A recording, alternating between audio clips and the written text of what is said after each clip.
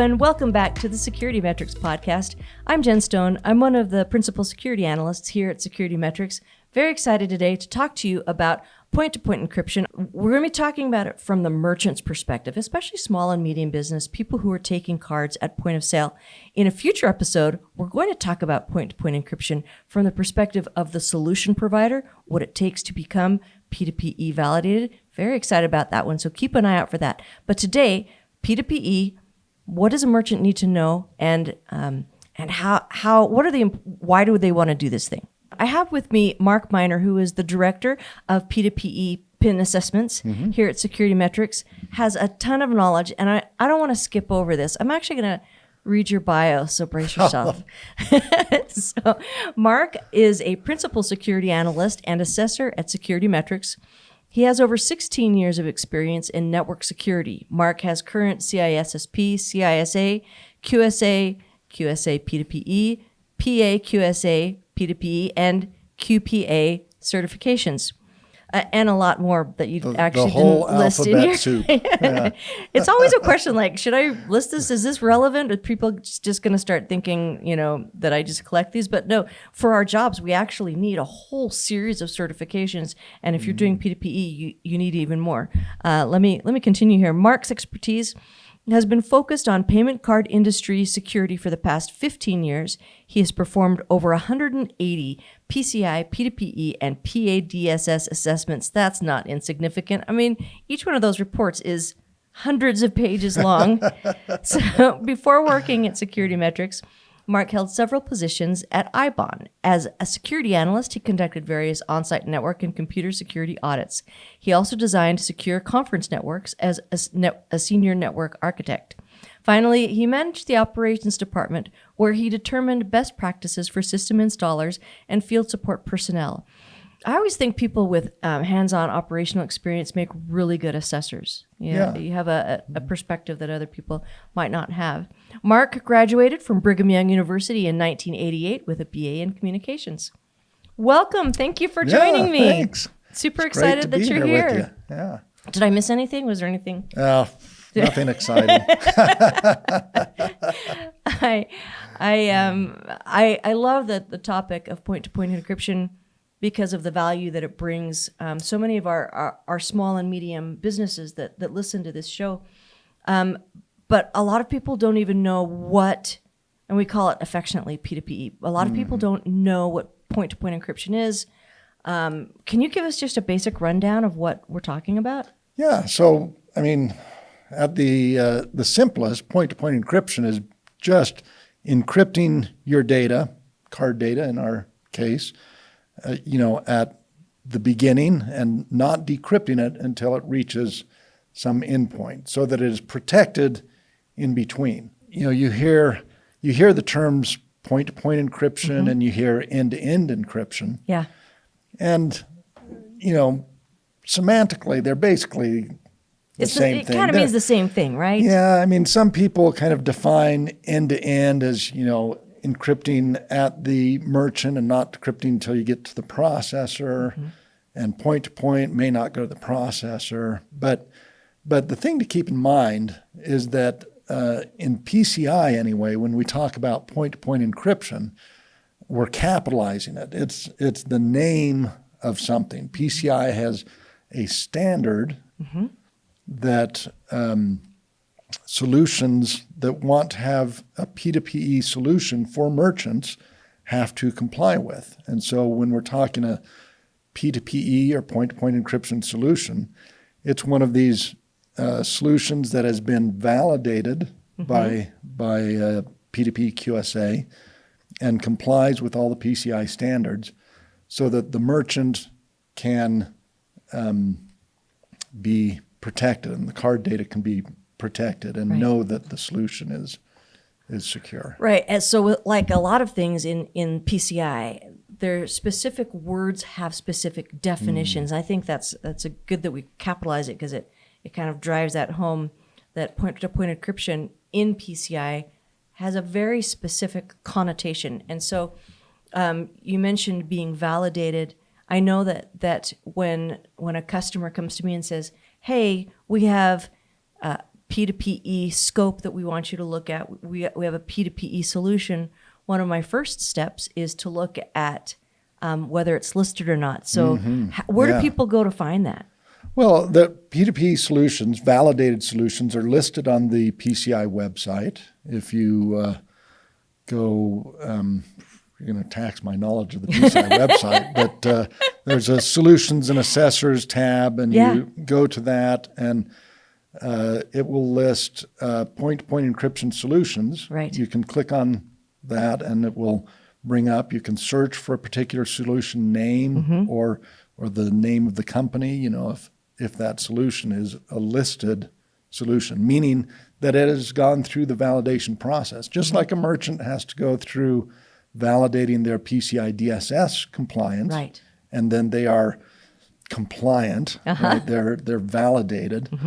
A listed or validated solution has gone through an assessment and is now listed on the PCI website so that merchants can find that information and validate it. So I'm not a P2PE QSA, but from what I've seen, the work that you and some of the others do, it seems like it's quite an undertaking. So what does it mean to become, what's that process like? Yeah, it is. The P2PE standard.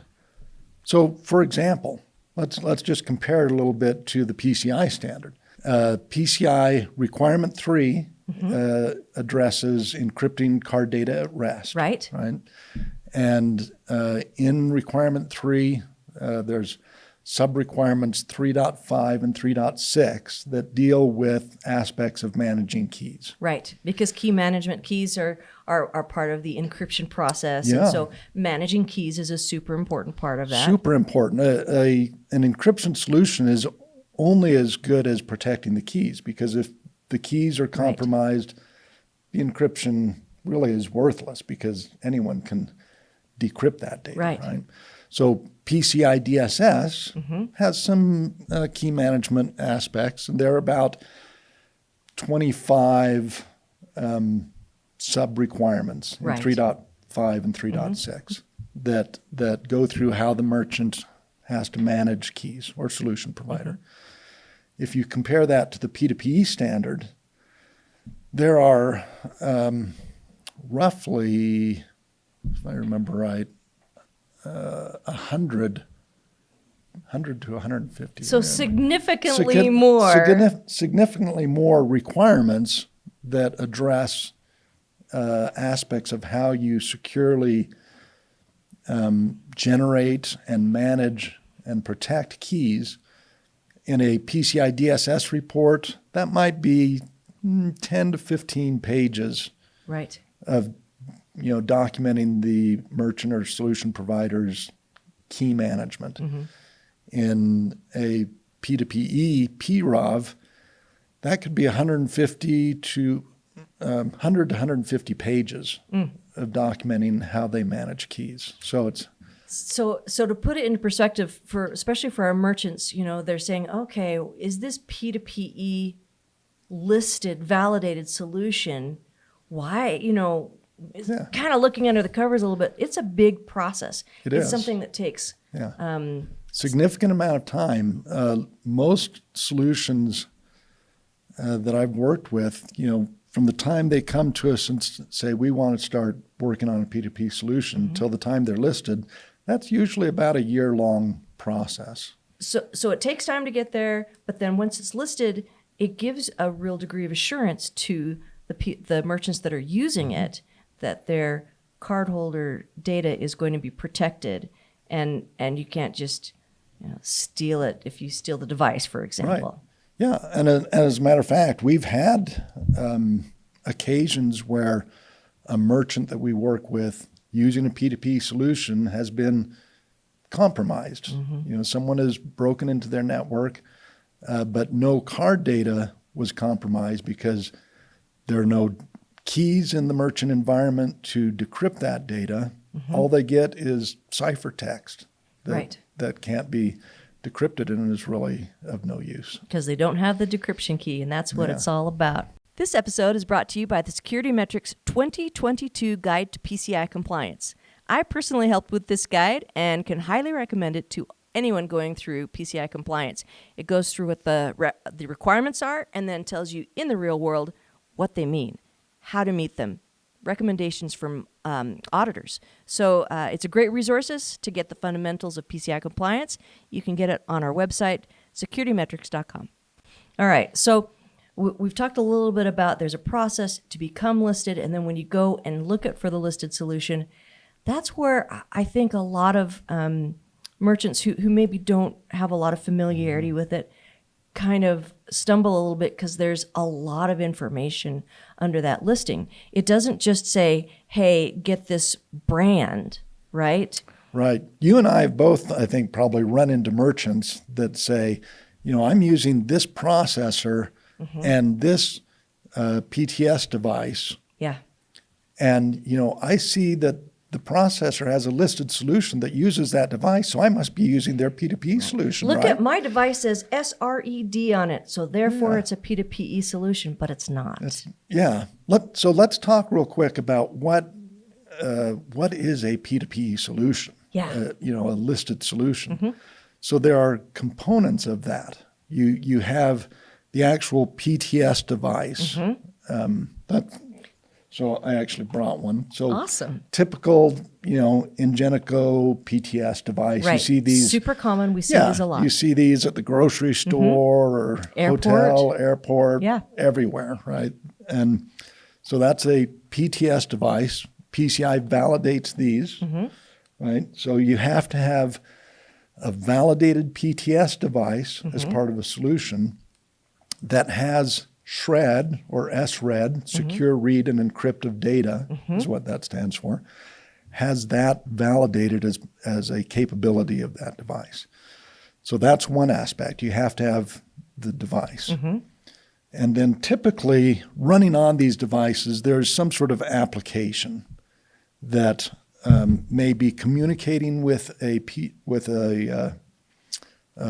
point of sale system, or it could even just be standalone. But that's the application that, you say, well, I want a transaction for $5, and then it reads the swipe and it sends the data to the shred function to encrypt.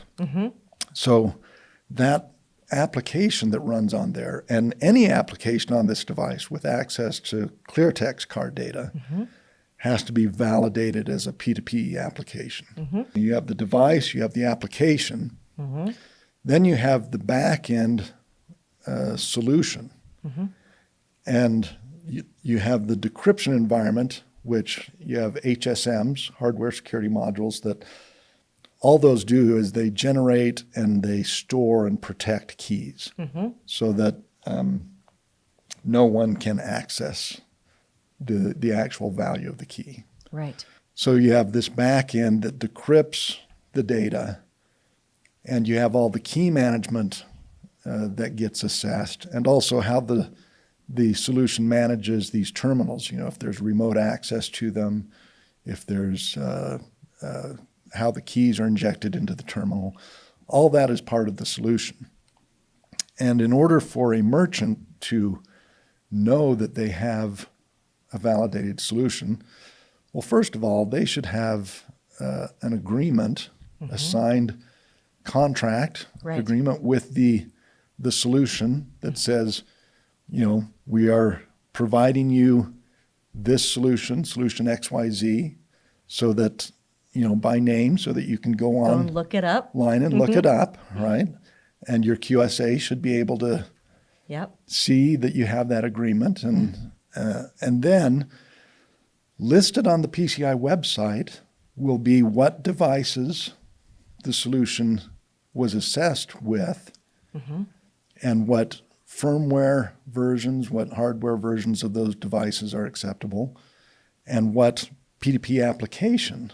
Right. So you should be able to go to the merchant's terminals and say, okay, yes, I see that the solution lists, this Ingenico terminal with this hardware version and this firmware version. I can look and say, oh yeah, that matches. So that helps confirm. Right. And I see you're using this application, which has this version. that's listed on the solution. That helps confirm.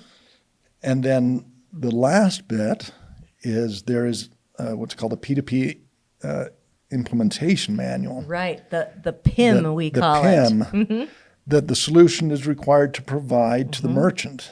And that PIM also lists the same information about the solution, but it also, and this is really critical, it gives guidelines for the merchant, things that the solution requires them to do, keeping an inventory of the devices, Right. how they inspect them, what they should look for when they're inspecting the devices. In some cases, solutions might require retention systems, cable retention or pedestal retention systems. And the merchant needs to be following that PIM to show that they have correctly implemented the P2P solution. Right. And then the QSA can come in and see these things, the agreement, the correct hardware, the correct application, see that they're following the PIM, and be able to validate, yes, you have implemented a listed P2P solution. Right. And occasionally I'll run into a situation where a merchant thought that they were getting a validated point-to-point encryption solution, actually had it in their agreement with a service provider, and then turned out what they were getting was not a listed solution. But I think looking for things like the PIM and making sure that the PIM lists all of the things, you can match those up with the different components. But then if you still want a little bit of extra guidance, I think it's a good idea to maybe get a little bit of consulting hours from a QSA to help match those, because this is not something that you should expect yourself to just be able to go, oh, I'll just go figure this out. You can, but there's a lot of time and there's a lot of things that can trip you up to make sure. Unfortunately, we've seen merchants before that, have basically been sold a bill of goods, right? They thought they were getting a listed solution, and they go down this road and roll out all these devices, and then their QSA comes in and has to give them the bad news that you don't have a listed solution. Yeah. So again, the things that the merchant needs to look for, first of all, that signed agreement that you have a solution. They need to be able to provide you the PIM. Yeah, that's a really good sign. And the PIM needs to have all of the information in it that they say in the agreement they're going to be supplying. And then you should look at that PIM, and you should go on PCI's website and validate and make sure that the hardware they're providing matches what the solution's hardware is required to be. Your QSA is an excellent resource to help. They're used to going through and validating this stuff. They can do it quickly. And so getting some help and guidance from your QSA at the start to make sure you don't go down a long ways down this road and find out you're not getting. Because it's timely and costly if you start implementing a solution, find out that you're not getting the P2PE solution that you thought you were getting, and then have to tear out old things and put in new ones. It's not good. I think actually, we've been kind of carrying on about make sure it's the right P2PE solution, but people might be wondering why. Why is this important? What does having P2P offer me? I tell all of my customers, if you're taking credit cards at a point of sale, get P2PE. All of them. Yeah. I actually have lost customers as audit customers because I told them to do this because I thought it was the right thing for their business. And I highly recommend it. But why? Why is this something that's valuable? First of all, I agree with you. I think for almost all card-present transactions, a P2P solution is ideal. We can talk about two things. First, and maybe most important, is risk reduction.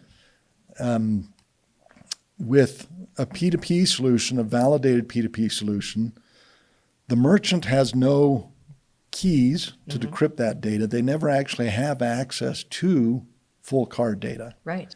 If you're breached, if someone gets access to your network, there's not data there, at least cardholder data, that can be compromised. Right. We've seen time and time again small merchants that are compromised, and with the cost of doing forensics and fines from card brands or whatever, they're out of business. Yeah. Being able to put that risk onto someone else. It's like buying insurance, right? You're transferring risk to someone else. That's a important consideration. Yep. The second consideration is, this PCI stuff. It's a lot. It's a lot of work. Yeah, it right? is a lot of and work. especially for, small to medium businesses that maybe don't have large IT staff. Yeah.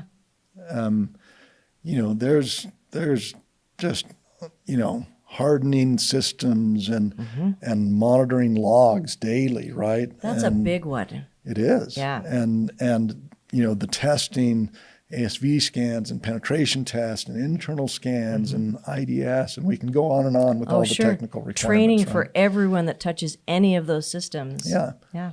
All of that takes time and means cost to your company. Right. Right.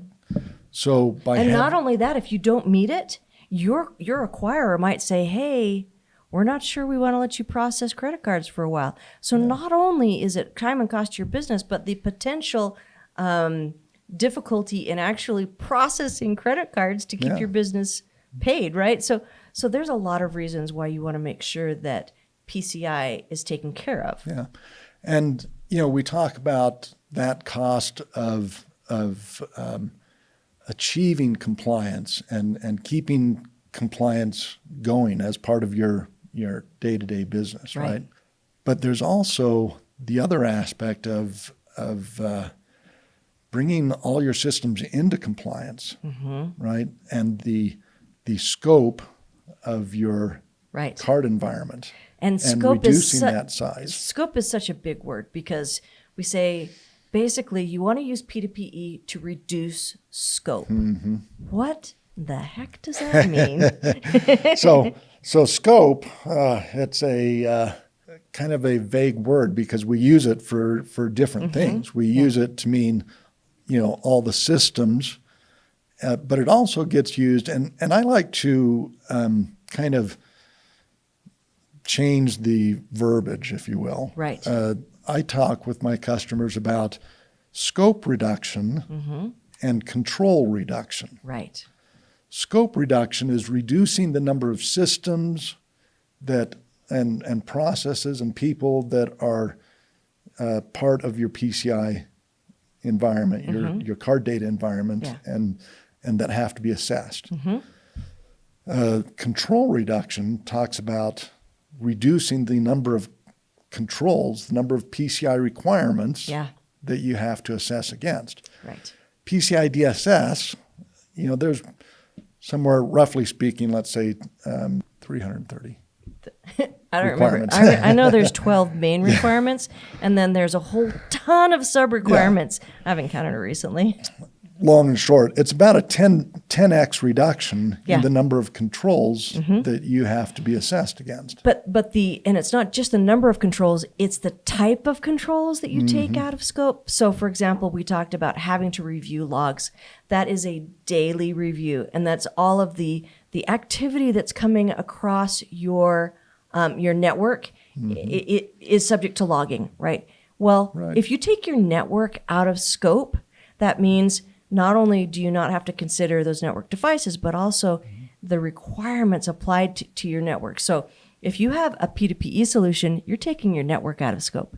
That means not only do you not have to look at your networking devices, but also you don't have to do the daily log reviews. You don't have to have basically a secure operations center that looks at activity on your network. You don't have to have intrusion detection, intrusion protection on your network. So all of these things that you would typically have to prove for PCI become business decisions based on your security program, your security appetite, but not related to proving it for PCI. Yeah. And I think that's the real value there of a P2PE solution. Yeah, and a lot of times when people are saying I want scope reduction, they're really talking about that control reduction, right? Yeah. I want to answer fewer questions, Right. which is great and requires much less effort. But let's not forget about the scope reduction. I've worked with merchants that, there's just the effort that would be required. I had a merchant I've worked with recently that they'd acquired a number of different businesses, and they had, 300 and some odd locations, different networks at the locations. And on those networks, they have their payment terminals, but they also have, POS systems. They have back office computers, all sitting on a small network. Right. I mean, this location, you may have 10, 12 devices, right? But you're mixing all this stuff together. And the effort for them to go out and reconfigure their networks and segment their networks, with a small IT staff is just, almost insurmountable. Yeah, it's very, very difficult. And so by moving to a P2PE solution, you reduce that scope Yes. of all those networks down to that PTS device. Yeah, and right? suddenly you can make different choices and have maybe a different timeline for some of the other systems and networks.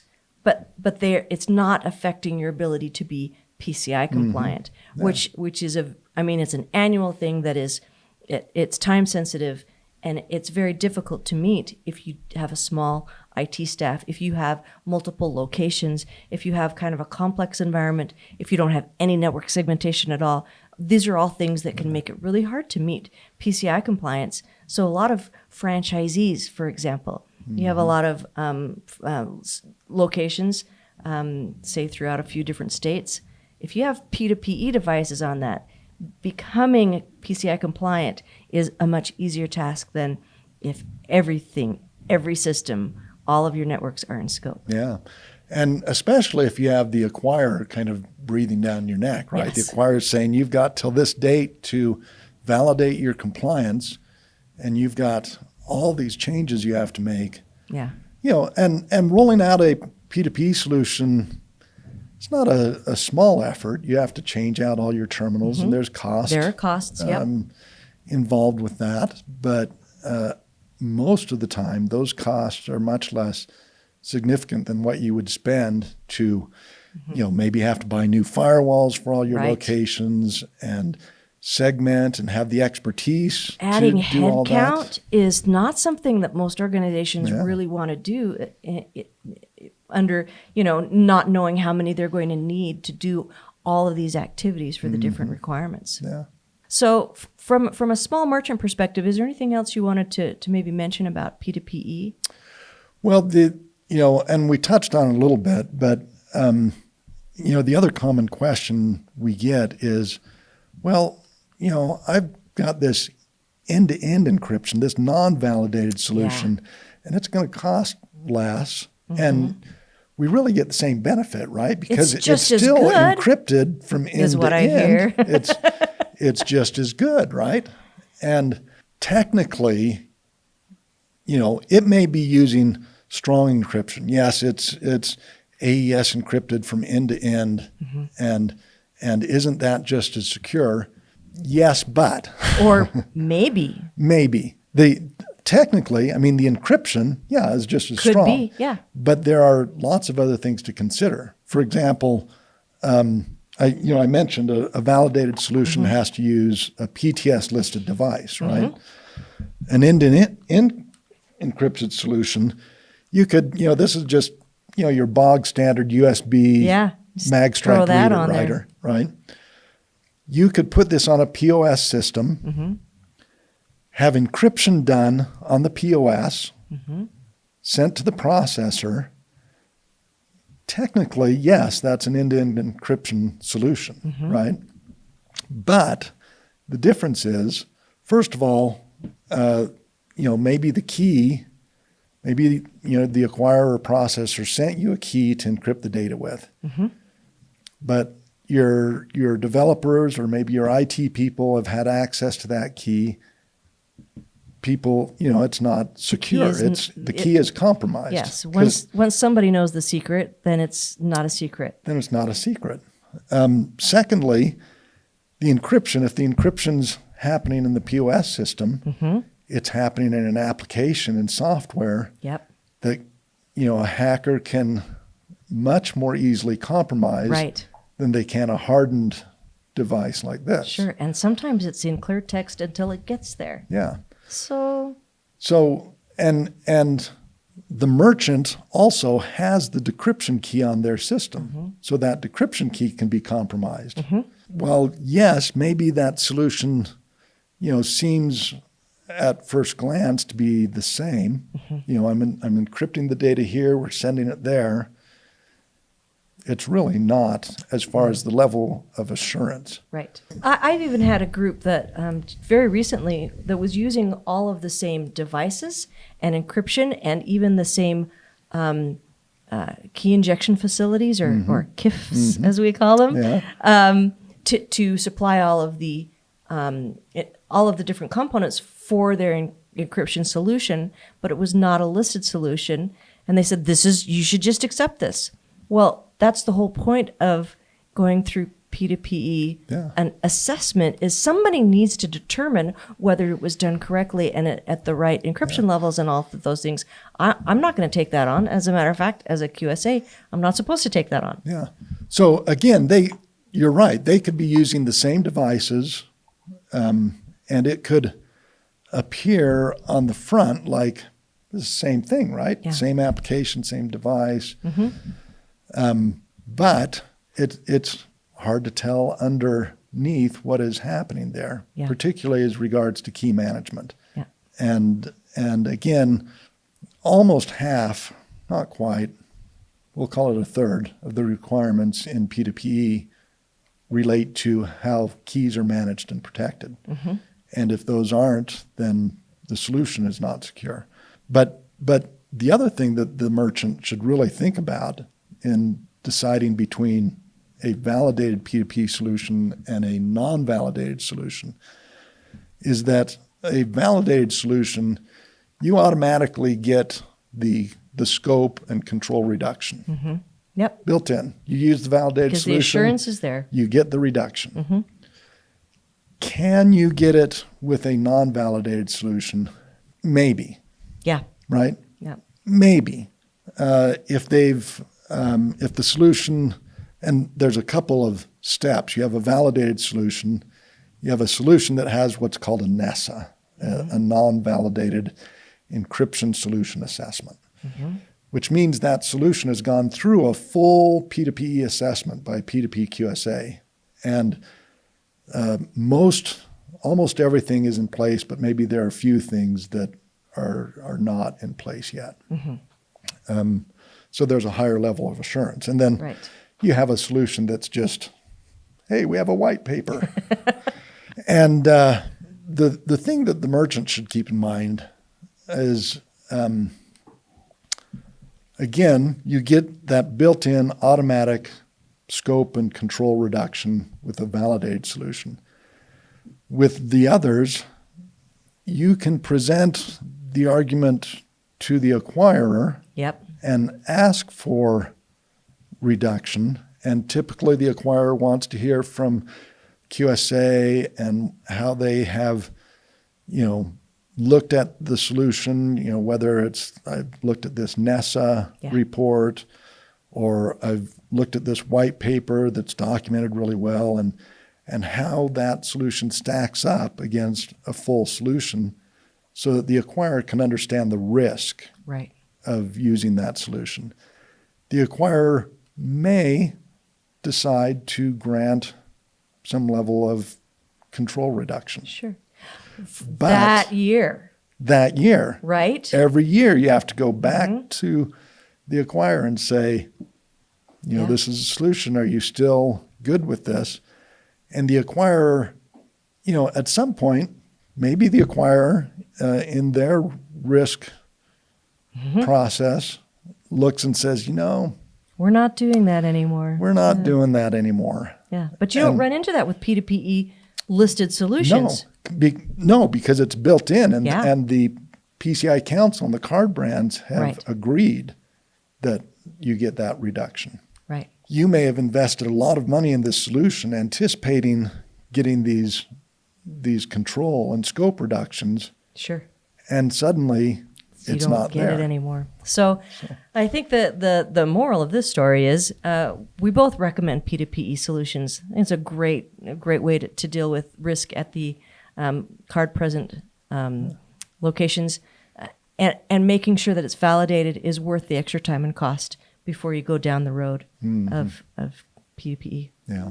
Well, I would love to have you back and talk about what it takes to become listed, Yeah. and from the solution provider's perspective. But I sure appreciate your time today, and I hope people got my pleasure. some good information out of it. Yeah. Well, thank you for joining us once again at the SecurityMetrics podcast, and hope to see you again in a couple weeks. Thanks for watching. To watch more episodes of SecurityMetrics podcast, click on the box on the left. If you prefer to listen to this podcast, it's available on all your favorite podcast platforms. See you on the slopes.